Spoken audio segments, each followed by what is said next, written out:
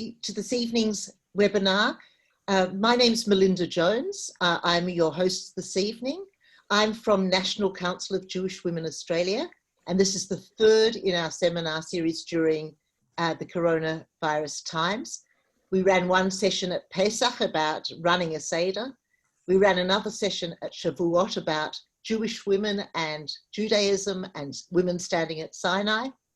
And this is a very different sort of session again, where tonight we're looking at having survived lockdown or almost survived lockdown, because there's still a bit of that going on.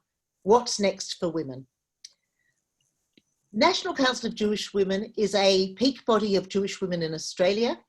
We are concerned with social justice and human rights, and concerned with all matters pertaining to women, all matters pertaining to Jewish women, and all matters pertaining to women more generally in the world.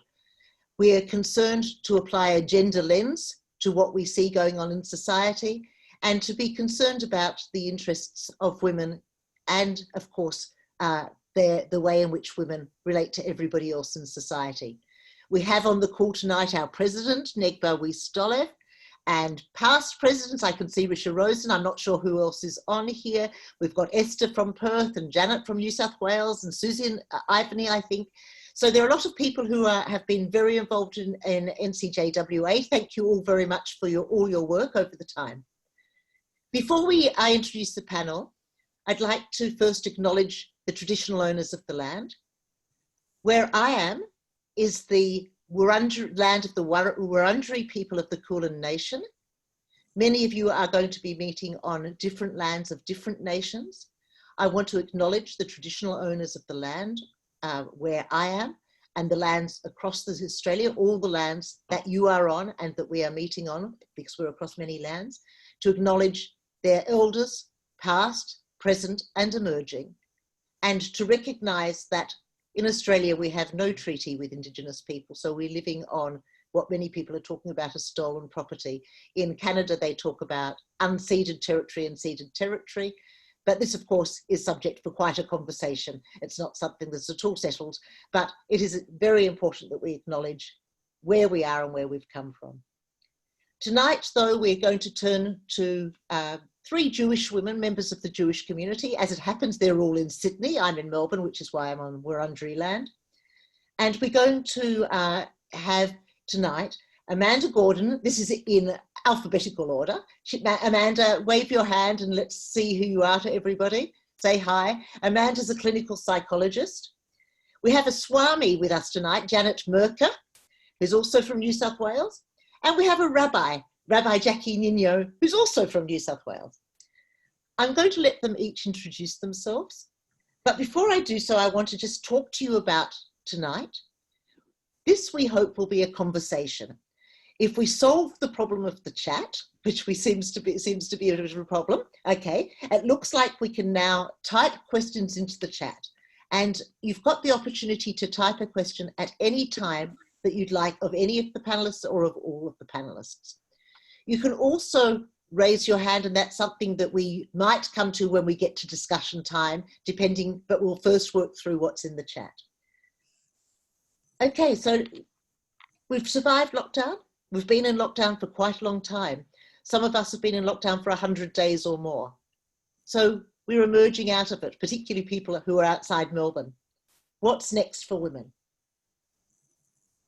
Because we've been so isolated during this time, we haven't had the opportunity to talk very often to people about what's happened to us.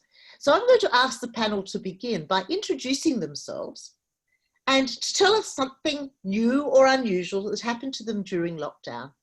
And so I'll begin alphabetically with Amanda. Amanda, can you unmute yourself and introduce yourself and tell us something about yourself and lockdown? Hello. As Melinda said, I'm Amanda Gordon. I live in Sydney and I'm a clinical and health psychologist. And I've been working with clients throughout all of this time. For some weeks, everything was over Zoom or telehealth, but in recent weeks, most of my work is back to face-to-face. So it's been a very interesting time, especially as in the first 4 or 6 weeks, the first 10 or 15 minutes of every session was regarding how people were dealing with these difficult times.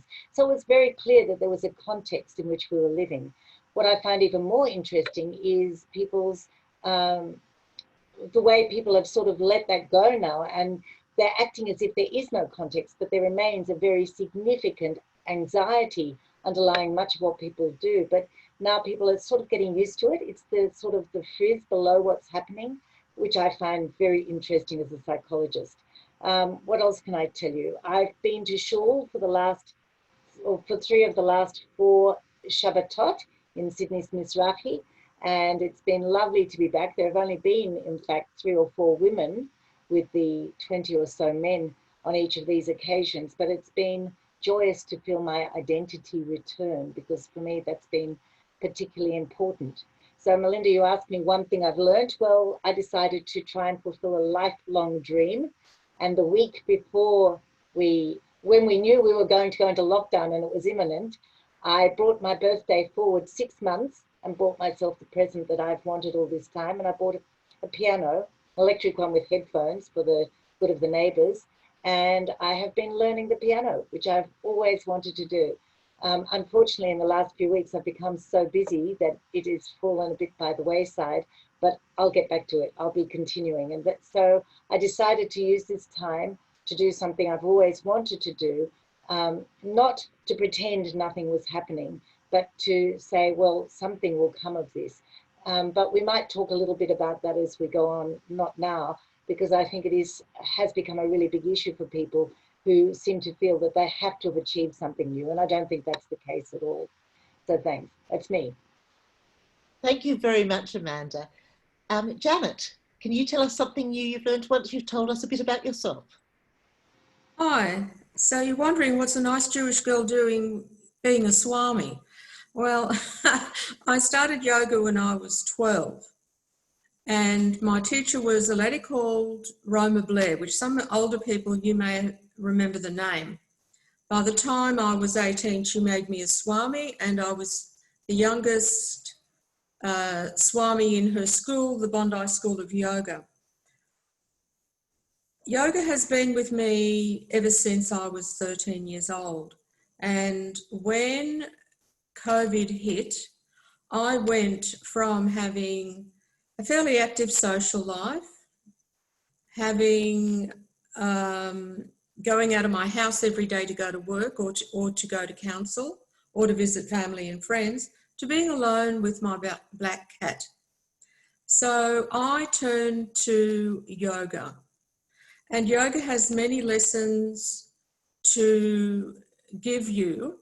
Once you have done it for a long time, it's not just an exercise routine. Yoga actually means union. It's the union of your body, mind, and soul. And all three come together when you do yoga, after you've practiced it for a long time. So, not unusually, but I turned more to the philosophy of yoga. And one of its essentials is to stay in the here and now. We don't know what tomorrow is. The future, the future's uncertain. So we are in a situation which yoga also describes the pandemic as an extreme change. And when you are going through change, you just focus on every day. Okay, Janet, thank you so much. Do you have something specific that you did that's new and exciting, like the piano that Amanda did? I started walking again. I haven't walked in a long time. So apart from doing yoga every day, I found myself doing 5,000 and 6,000 steps, which for me is a lot. Wow. So I exercised more. Okay, thank you so much, Janet. Jackie, Rabbi Jackie Ninio, would you like to introduce yourself and tell us all the things we need to know?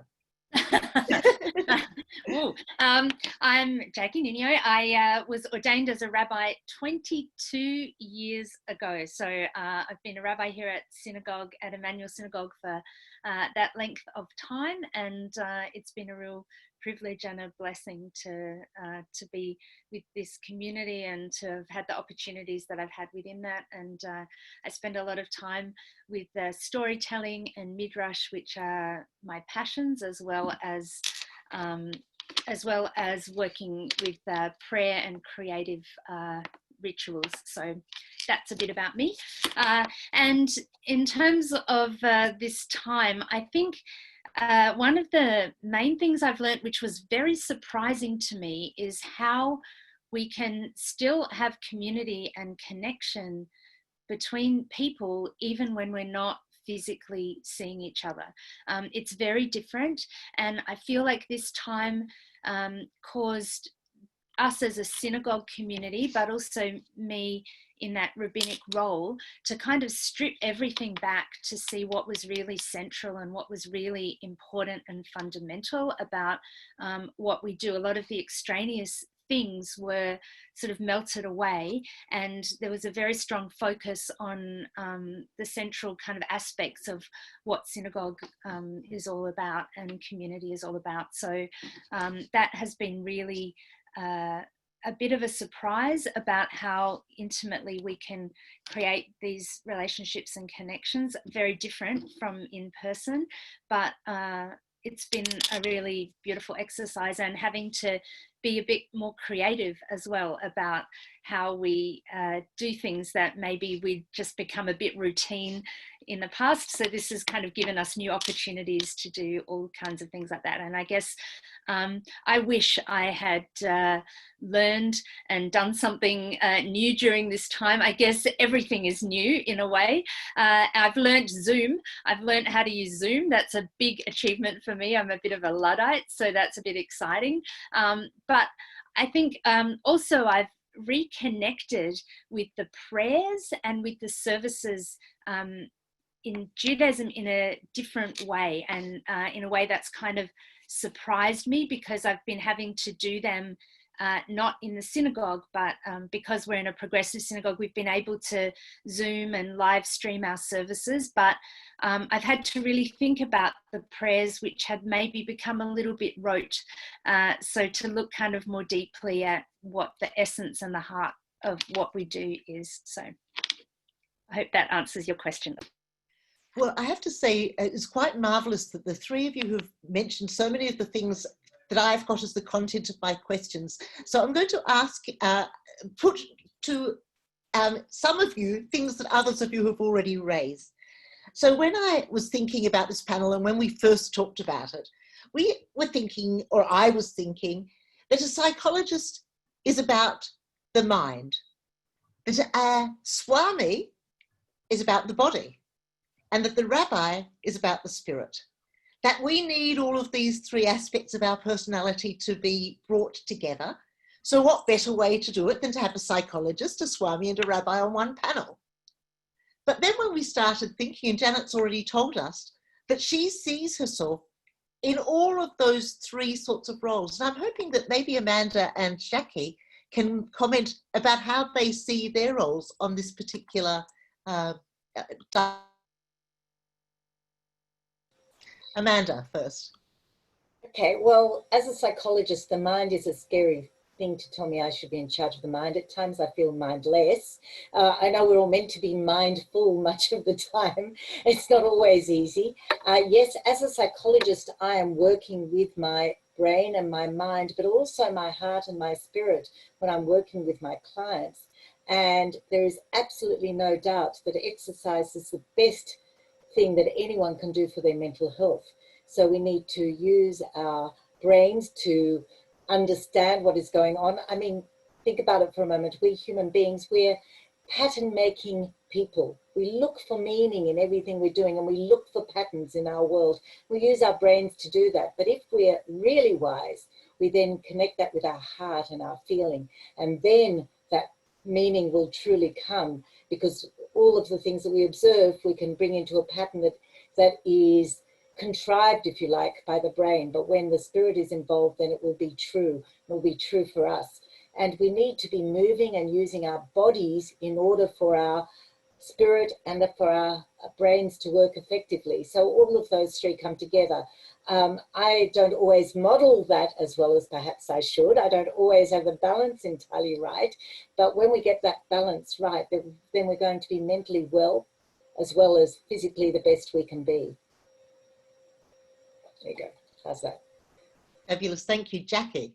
I guess all we have to do is look at sort of the central teaching of Judaism. We go to the Shema, and it says we should love God with all of our hearts, all of our minds, and all of our spirits, our soul. So all three things need to come together to make that whole Jewish expression. It's not one and it's not just the other. So we need to be Jewish in the world with our spirit, with our body, and with our mind, through learning, through prayer, through connections, through our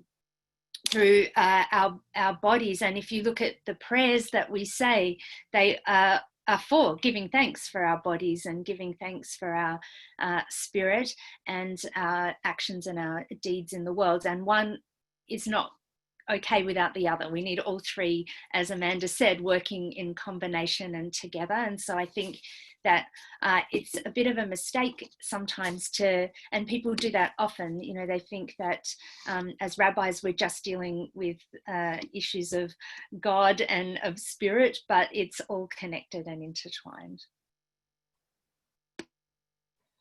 Before I ask Janet to follow on with this, because she answered that question a little bit already, I'm wondering if you could also tell us about the thing that Jackie already mentioned. Jackie told us that she learned that she needed to connect differently with her community and re-examine the teachings that she used to guide her in her life and in her work.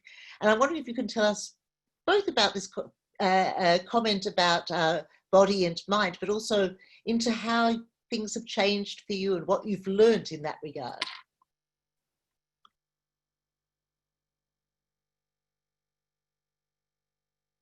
Janet, you need to, oh.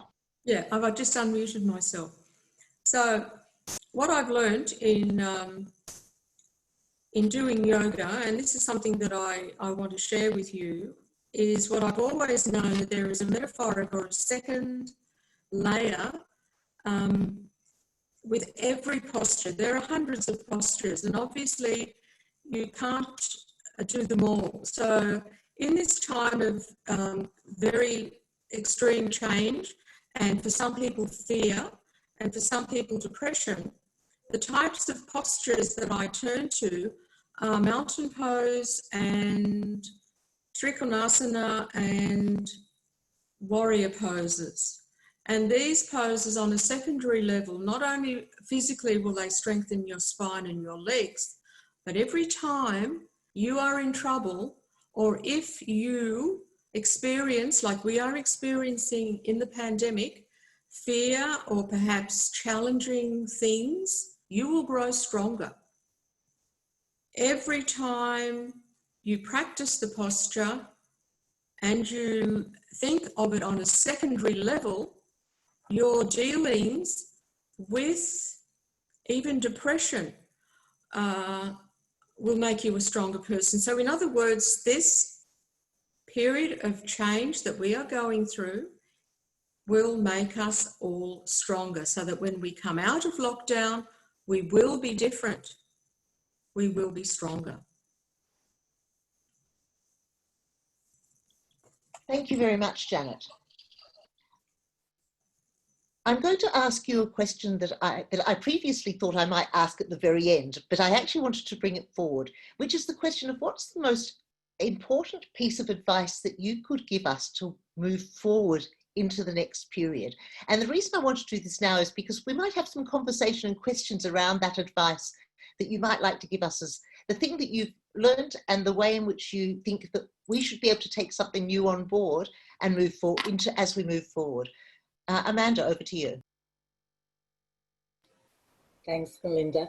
There is so much to say around this. Can I do a bit of a context? I think about community, and I think about what we've learned about communities. Community psychologists, social psychologists understand about the importance of we, not I. Let me give you an example from the this situation from COVID. Remember panic buying, and you who are back in Melbourne might actually be getting back into that, shall I go out and buy some more toilet paper? Now, why did it happen?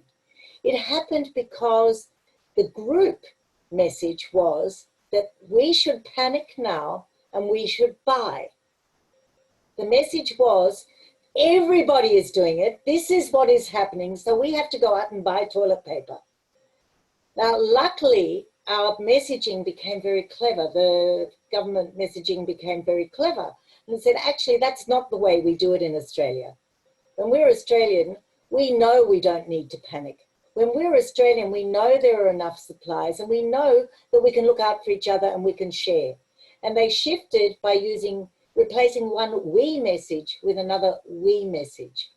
The I messages are actually quite dangerous, but the we messages are very helpful. So one of the things, and Jackie, you alluded to it earlier when you were talking about the connections we still could make, even though we're not physically together. And I should add, one of the things you don't know about us is that Jackie and I do Israeli dancing together. And normally we can hold hands and be a partnership. And we actually can't do that anymore. And we don't know when we're going to be able to do it again. But we still feel like partners, right? We're still part of that dancing team. And that's sort of been what it's been like for the community, I think. And through the work that people like Jackie and the Rabbonim from all the different shuls and NCJW and the various groups have done, the UIA and JCA, we've done cooking classes with JCA in Sydney. It's been terrific, and UIA. It's made us continue to feel part of community. And one of the most important things, not just I, but psychologists through their research have really learned through this time, is the importance of feeling connected to community and ensuring that we do that, because that's the most protective thing that will keep us feeling okay, even in difficult times. We can manage anything when we're doing it together. So even thinking about what are the communities in which you live. I'm part of a community which is my family. And I know for me, the Seder was the hardest thing I've ever endured in terms of anything to do with religious observance, because for me, it's about family. And to not be with family, I found absolutely, I cannot tell you how hard I found it. I personally, I can say that was the thing for me, because that's what it meant to me. But then I'm also part of other families. I'm part of a family of psychologists in Australia, if you like. And we've found ways of having meetings through Zoom, which we've called Knees Up, and we've sometimes had a drink during them. And we've created a sense of community even stronger than the one we had previously. For people who are part of NCJW or WEETSO or your own shul community, whatever it may be, that community is going to be sustaining and important. And so I can't stress enough the importance of connection and community that's going to last well past this. And if I've learned anything from this, it's the importance of reaching out to friends. You know, I must say, I work all week and I work really hard. And I dedicate my spare time to family. And on Shabbat, I went to shul and I connected with friends. And we would go to each other for lunch or, you know, and this is the way I made my real social connections. And I haven't been able to do that for months now. So I've had to reach out differently to my friends and ensure those connections. So that's the other thing that has really come into place for me, that importance of really ensuring that I'm doing the reaching out and not just waiting for someone else to do it, and being part of community at all the different levels that I've described. I could go on, but I won't. I'll stop.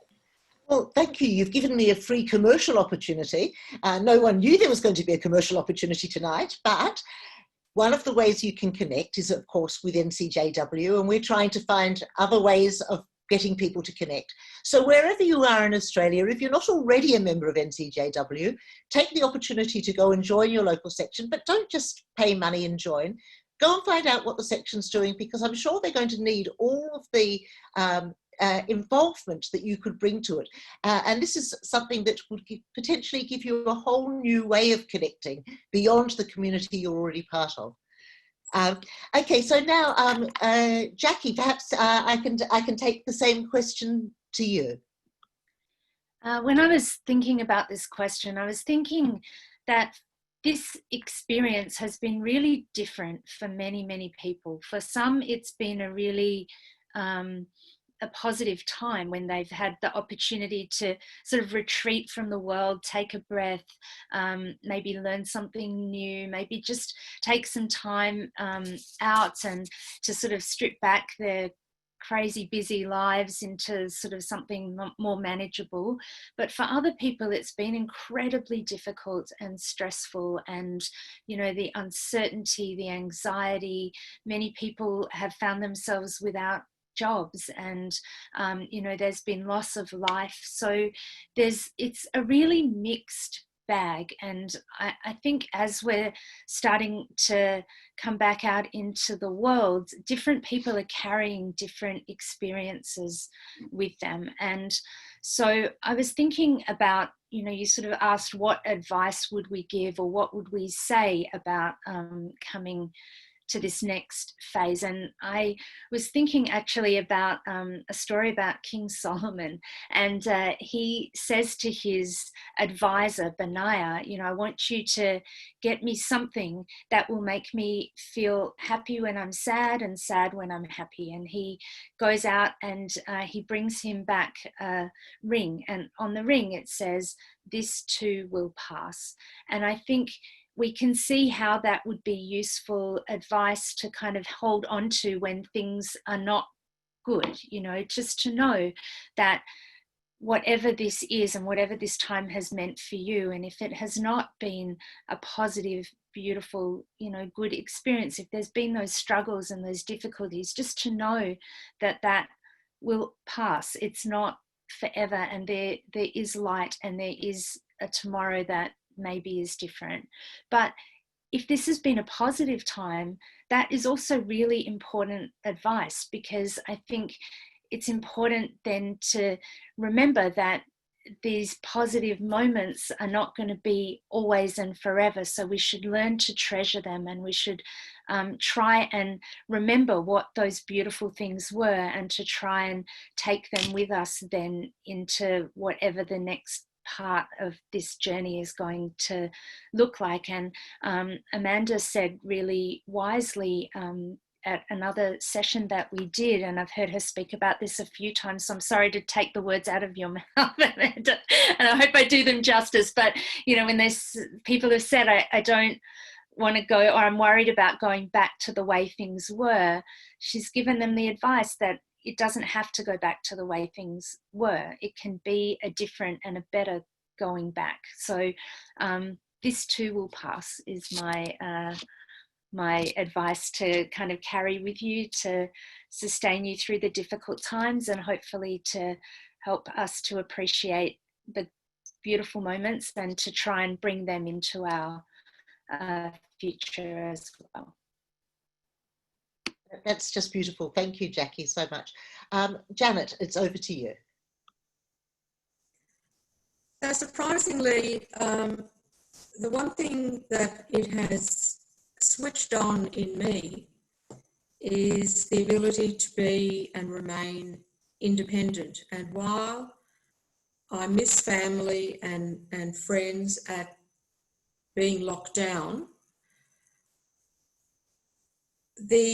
there is one simple message that yoga teaches you, that life is impermanent, that this pandemic will not go on forever, and it will pass. Now look what's happened in the last few days. We thought it was all over, and then it's happening again in Victoria.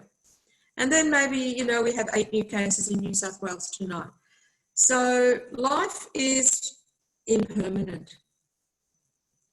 And if you want to come along the journey of learning yoga, I have designed a special practice just for tonight, which is coping with change and opening yourself out to a new beginning. And it'll go for an hour. It's pictorial. Probably can't see that, but anyway. And if you are interested in having this, you can just drop me an email at my address, Janet Merkur email, Or Janet, I'll interrupt you to say that we will share it with everybody who's been on the webinar. So I think that will be the easiest. You don't need to opt in or out. We'll send it out to them if that's okay with you. yes, it's fine, but I just want to reinforce that if you aren't well, if you've had a double knee operation or whatever, there are poses for you to do in the chair. So if you want it, it's there. It's written especially for tonight. That is amazing. One of my questions that I have for you specifically, Janet, was in the short term, what can we do to strengthen our bodies? And perhaps you could just talk a little bit more about what's actually in this thing that you've prepared for tonight. Can you give us a couple of hints about it and what we're going to find when we look there?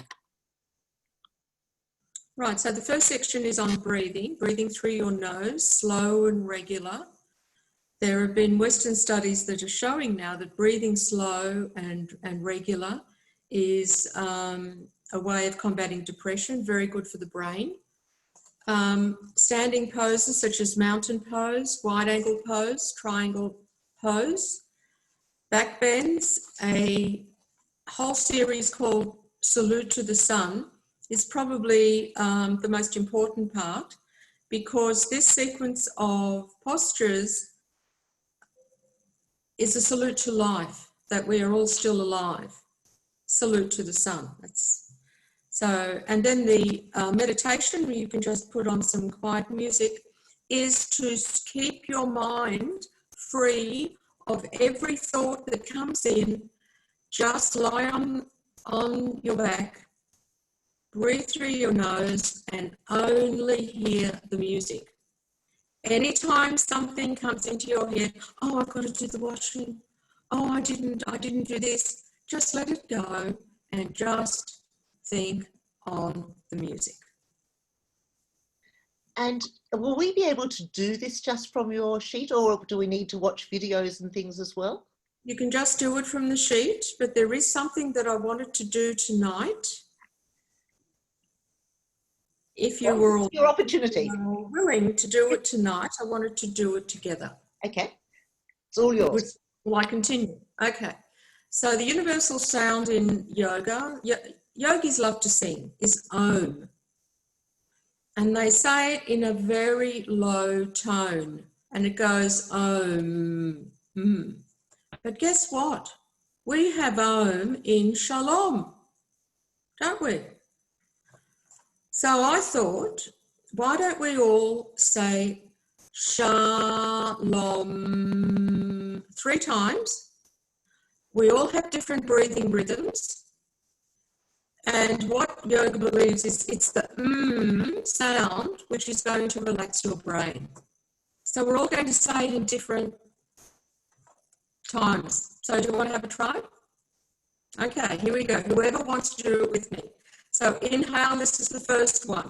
Inhale, exhale, Shalom.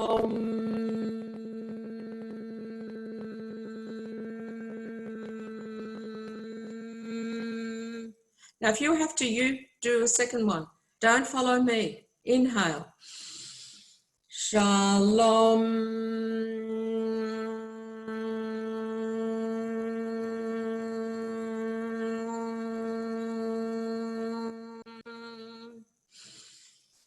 Shalom. So that's a very quick little one. It's the power of yoga to have more than one meaning. That was wonderful. Thank you very much. Jackie, can I ask you, I know that we said that your practice involves the body as well as the mind as well as the spirit. But Janet's just given us a clue of the things that we can do to strengthen our bodies in the short term. Can you tell us what you think we could do in the short term to strengthen our spirits? Yeah, I think there are a lot of things. So I will give you 3. The first one, I think, is there's a beautiful tradition of daily prayer in Judaism, but really what it's all about is this idea of gratitude and kind of a mindfulness, I guess, in a sense, practice. So the morning blessings that you say when you wake up are in many, many ways about saying,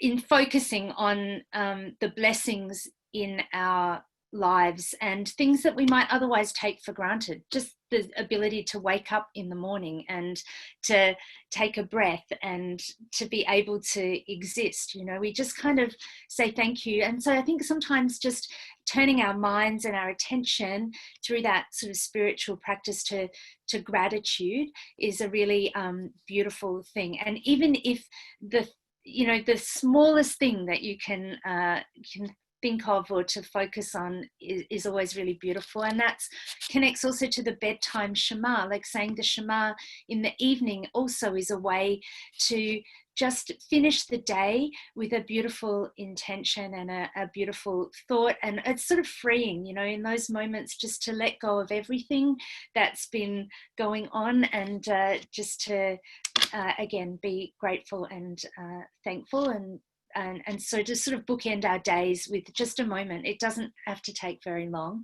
The second thing is Shabbat.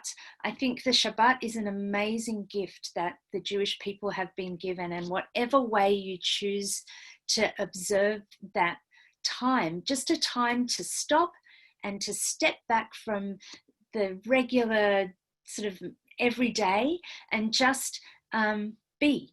And if that is being with friends, or that is connecting with community, or if it's just connecting with yourself for a moment, doing something that you love, being, something that feeds your soul. I think the Shabbat is an amazing way. And I think a lot of people, interestingly, during this lockdown time, said all the days just kind of blended into each other and everything seemed the same.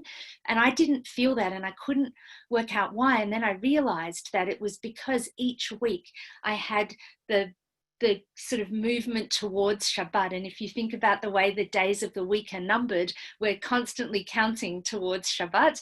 And then we have that moment of exhale and connection with eternity and beauty. And then we go back again and we start counting with Havdalah. So I think those ways are ways to kind of feed our soul and just take those moments of reflection and connection. Well, although what you and Janet said was so different from each other, in a way you both suggested that we can use ritual of different forms to feed our spirit and our souls and our bodies. And I have to say that, like Jackie, I've found that the importance of Shabbat cannot be underestimated. And the issue about going to shul, and we're going to come to that in a minute, about how we connect in something that has been taken away, because some parts of our previous experience with shuls are no longer possible.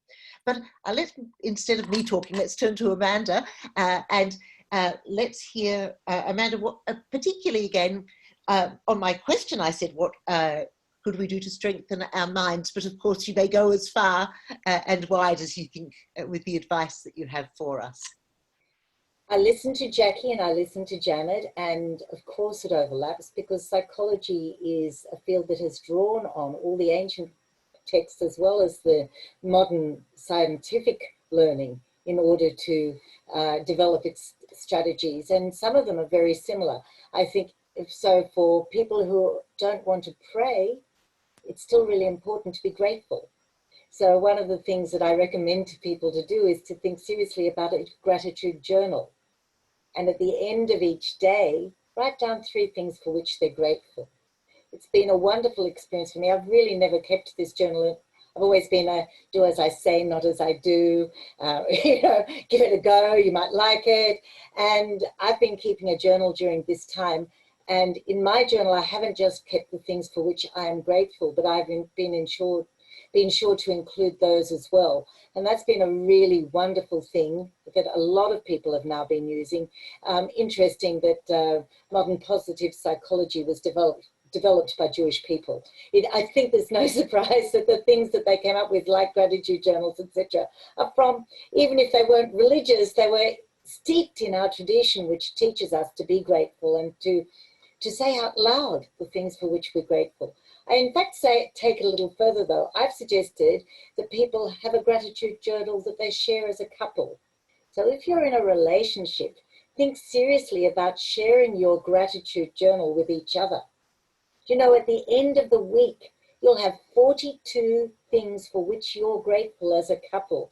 At the end of a month, you'll have 180 good things. And by the end of a year, more than 2,000 things for which you can feel grateful and feel the joy of living. So that's the first thing. The second thing is going back to the statement that I've made before that Jackie referenced about don't feel like you have to go back to what it was before. In life, I never recommend people who come to me to go back to the way life was. So many people say to me, I just want to go back, and before all this trauma happened or before this thing happened in my life, couldn't I just go back?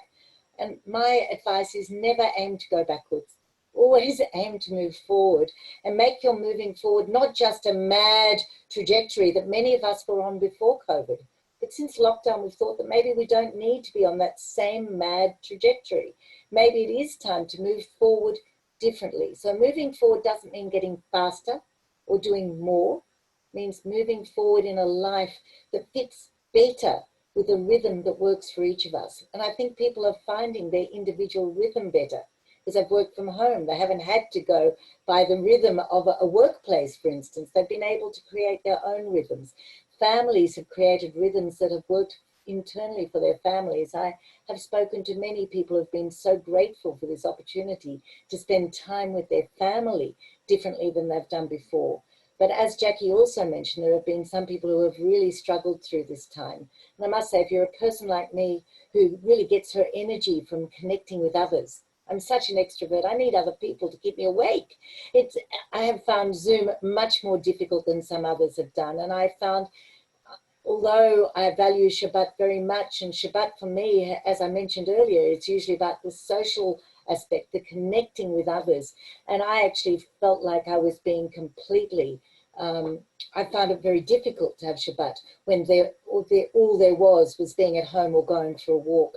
Much as I love being at home with my husband and we knew it was Shabbat and we still, lit candles and a challah and kiddush, etc., etc.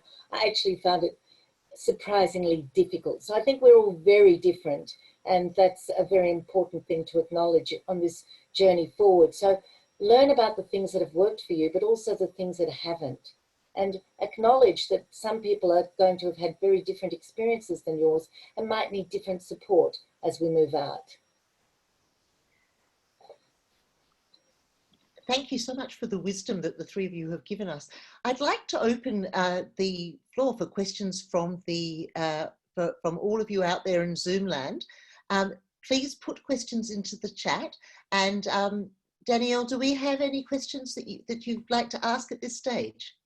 I do. Our first question is addressed to Rabbi Jackie, who wants to express her gratitude for a lot of what's gone on in the daily devotion.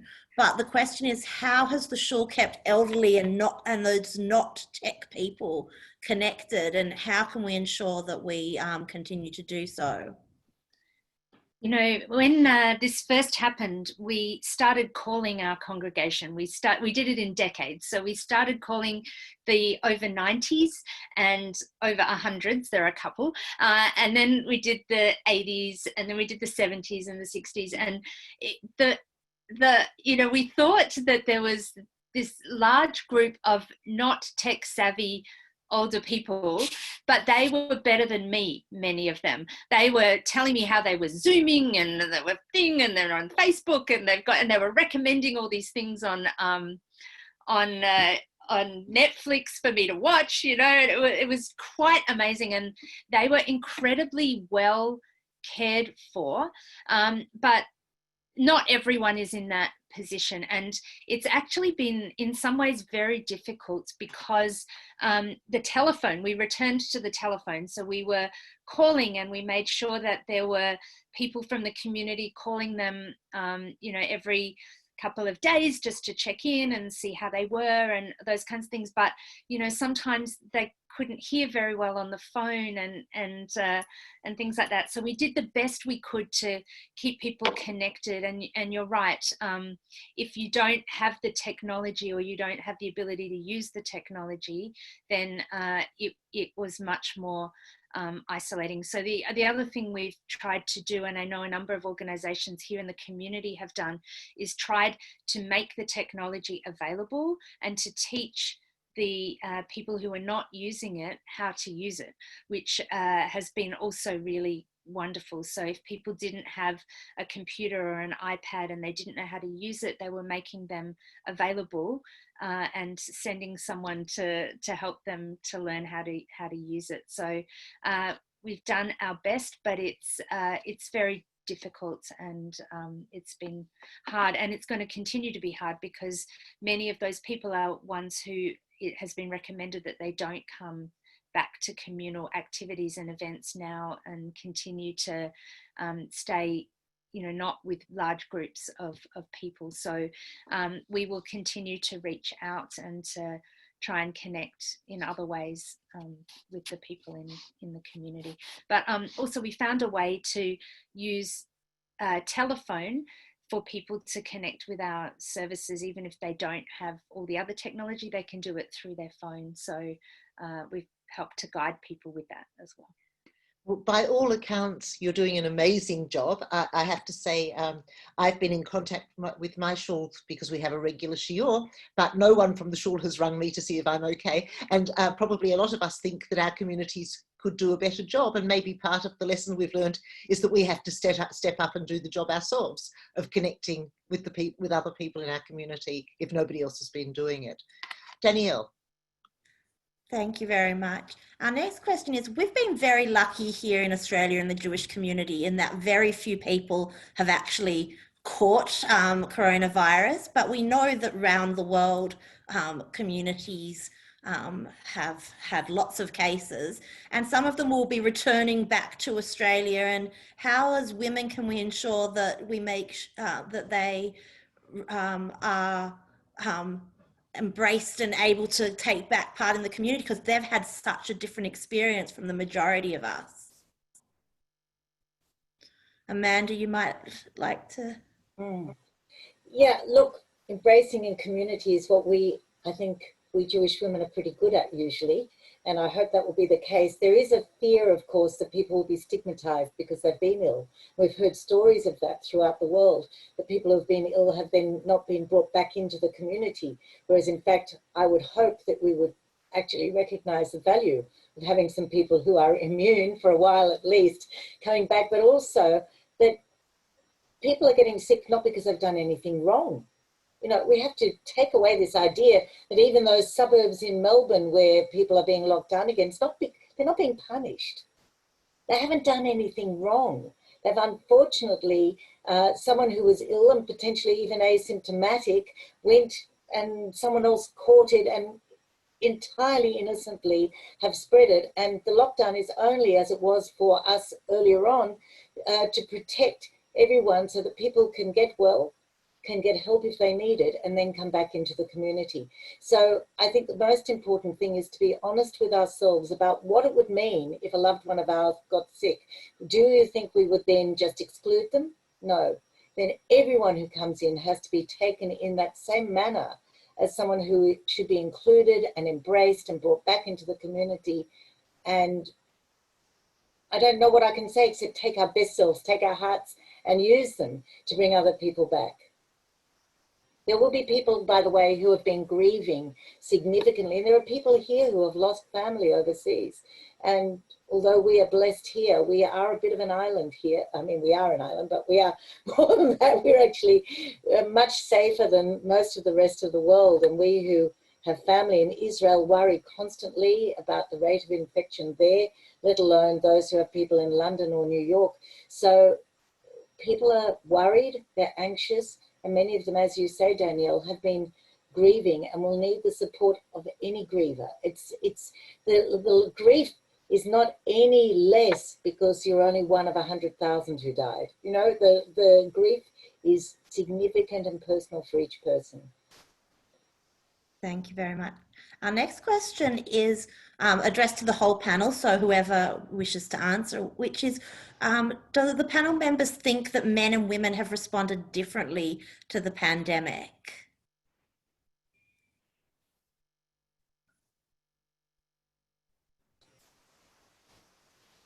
You're muted, Jackie. I'll say something, but other people come in as well. The Australian Institute of Family Studies released their report today around this because there was a thought that maybe a pandemic would change men's behaviour at home and there would be a more equal sharing of the load than previously. But we find that even during this time when both the mother and the father have been working from home, about 11% of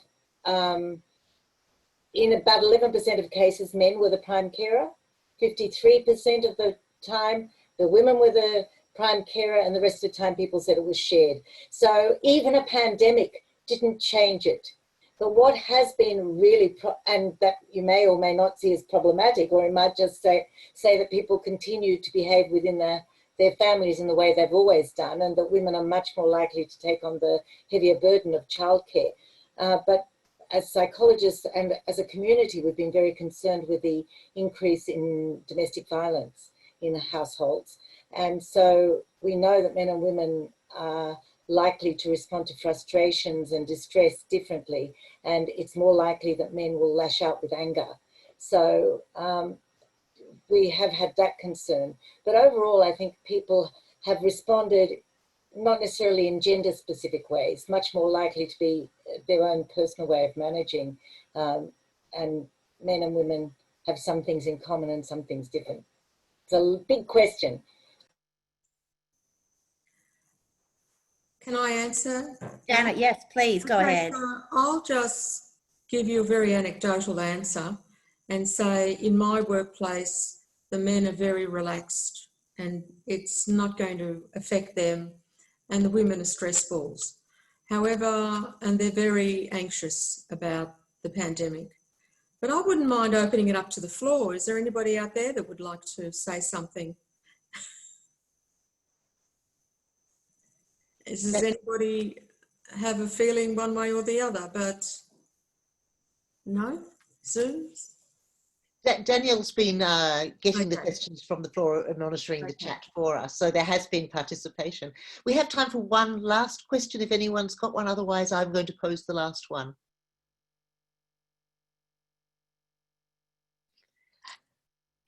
Okay, we've had a little bit of conversation about whether this has been a time of pause or a time of change, and I actually think there's been a presumption that it's been a time of change, but for a lot of people, it's actually been a time out of time.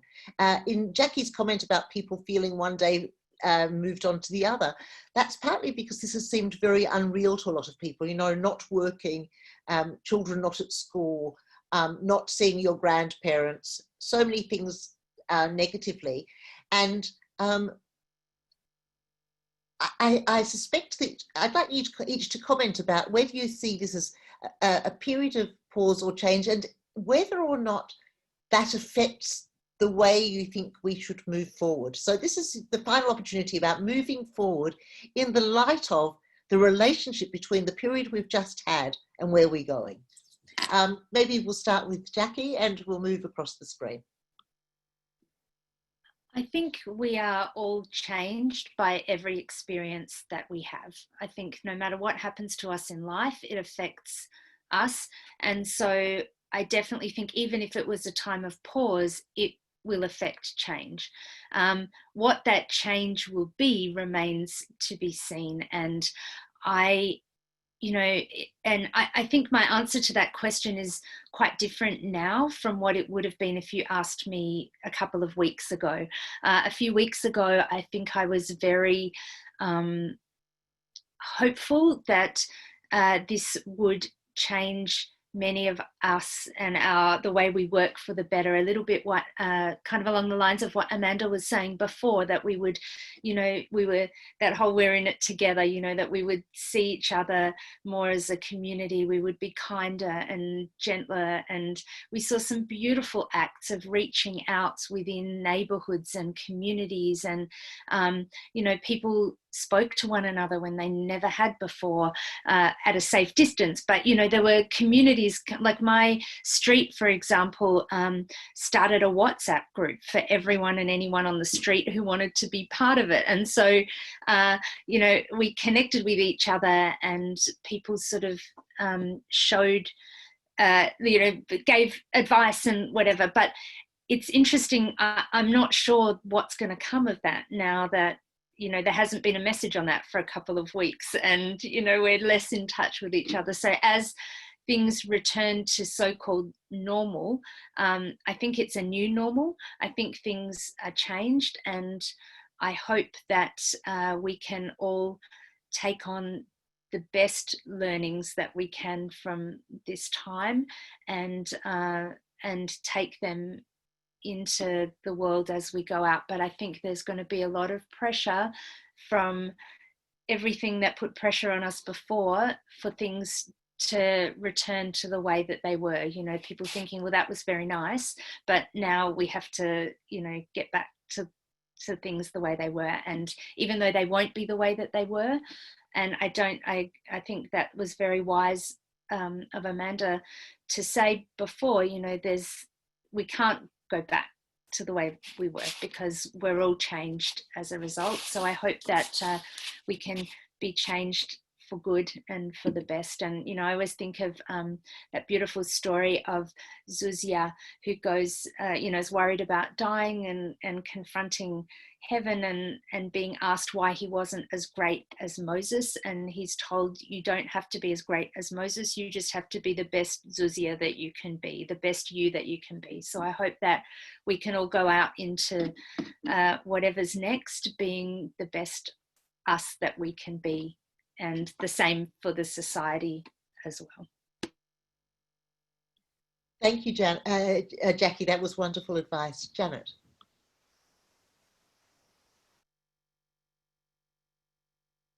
Sorry, Janet? Yes? Yeah. So I see this as a period of change. And in a period of change, stay focused on where you are every day. Don't think about tomorrow. Don't think about yesterday. Just live your life as fully and as well and as best as you can, and stay in the moment. And you can even have little sticker notes all around your house. Stay in the moment. Think of today. And every time you look at them, it'll remind you, okay, this is what I have to do. I'm going to stay in the now. And you'll be fine. And we'll all come out of it. Yes, we will be changed, but there is a strength and an independence that you have learnt about yourself through this awful experience. Thank you so much, Janet. Amanda, you get the final comment in this. Okay, thank you, Melinda. I had a dream. When we went to lockdown, it occurred to me that now is the time for our country to look after those people who don't really have a home to be locked into. That we would work out how to look after those people who were so needy in the community, in the general community, as well as obviously in our small community. And the government started off by doing a pretty good job, but I fear that it has stalled.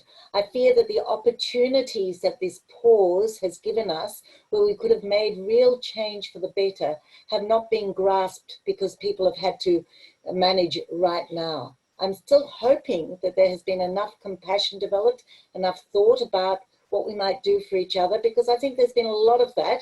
I've been very impressed with the governmental response in Australia, I must say. There has been a lot more thought given than I expected around caring for people.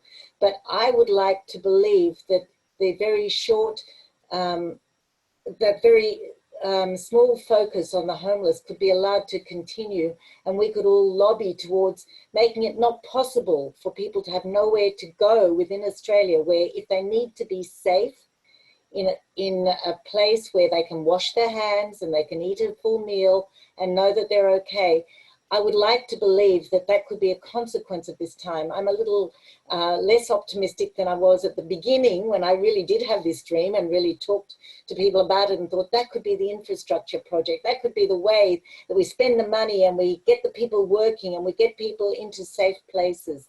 I think I would love it if we who are listening today could even consider lobbying towards that, because one of the things that we can, many of us have thought about now, is not just whether we learnt a new skill, because I mentioned right at the beginning that I've been learning a new skill, but I don't think that makes my experience any better or worse or more meaningful or less meaningful. But it would be nice if we could consider whether there is a purpose or a meaning that we could develop further as a result of this. And I put my vote for the homelessness one. I know there are organisations working towards it, but I see this could be a point where we really could look up, and I don't know about you, but I've looked at the blue sky. I don't know whether in Melbourne and Perth you've had the blue sky that we've been getting, but it's wonderful. I mean, the air feels purer and clearer because we weren't using cars in the same way. We've been kinder to our environment. We have to be kinder to the rest of the people in the community. And if we're doing that, we're looking after others, then the pain and the anxiety we're all experiencing will reduce a little bit, because we'll be supporting others as well as ourselves. So that's what I wanted to say. Thank you so much. I'm sure that you're going to join with me now in thanking so much our panel, Amanda, Janet and Jackie, the psychologist, the Swami and the Rabbi, who've shown so much wisdom and shared so many thoughts with us. We've got so much to take away and think about, from things about ourselves to thinking outward about things that we can do moving forward for other people and to improve the world generally. And also I need to say thank you to our Zoom master, Danielle Jones-Resnick, and to Debbie Clute, our office administrator, who have both done an enormous amount of work towards this seminar. So thank you all for coming. Let's thank our speakers, and keep safe, keep washing your hands, and keep active. Good night, everybody.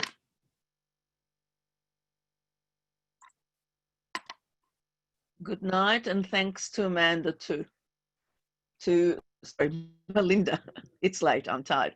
Thanks to Melinda and Danielle for making this happen. I think it's been illuminating, and we've all learned a little bit and just enjoyed each other's company. So I think that's wonderful. Thank you. Thank you.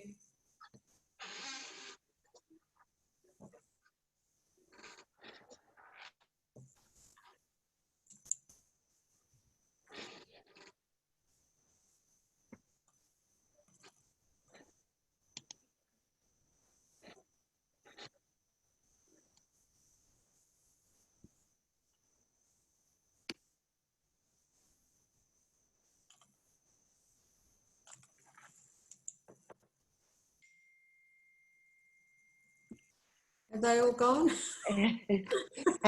Just wanted to say thank you, guys. It was really fabulous. You know, you really excelled. You each offered quite different ideas to our community, as you know, as we thought you would. But well, I think that everybody will have had something that they've taken away from that, and gave such different advice and such wisdom in the night. All three of you, and that's quite amazing.